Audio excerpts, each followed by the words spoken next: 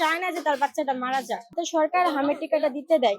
কারণ অনেক বাচ্চাই কিন্তু মারা গেছে, যেহেতু এটা দিলে আমার বাচ্চাগুলো নিরাপত্তা থাকলো, ভালো থাকলো। কয়টার সময় আসছিলাম, আয়সা বাচ্চার জন্য টিকা দিতে আসছিলাম, যে হামের টিকা আমাদের সরকার বলছিল যে 6 মাস থেকে শুরু হবে বাচ্চাদের টিকা।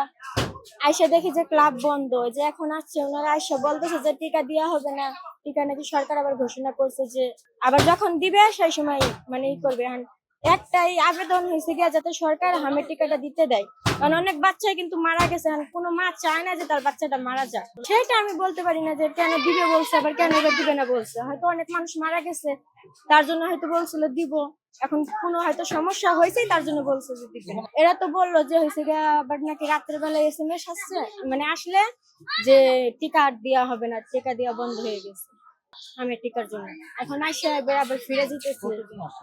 আমরা তো প্রায় মেলা মানুষই আসছে, এখন আনুমানিক কতজন হবে আমি বলতে পারি না। তারা বলতেছে 1 সপ্তাহ পরে জানাবে, তারা তো দিচ্ছে না। তারা বলতেছে যে যেই টিকাগুলো বাচ্চাদের বাকি আছে ওইগুলো আজকে দিবে, আর হামের টিকার কথা বলছে জানাবে আমাদের। সেটা সরকার থেকে বলছে দেখেই তো আমরা জিজ্ঞেস করতে আসছি যে এই টিকাটা কি আজকে দিবে কিনা, তাহলে আমরা আজকে টিকাটা দিয়ে নিতাম বাচ্চাদের। এটা খুব জরুরি দরকার। এই যে যেহেতু বাচ্চাগুলো এত অসুস্থ হচ্ছে, এই রোগগুলো দেখা দিচ্ছে, যেহেতু এটা দিলে বাচ্চাগুলো ভালো থাকবে, তাহলে এটা আমাদের দরকার দেওয়া, যে আমার বাচ্চাগুলো নিরাপত্তা থাকলো, ভালো থাকলো। না বলছে তো আজকে হামের টিকা দিবেন, আমরা বাচ্চা ঘর টিকা হেরিয়ে দিই।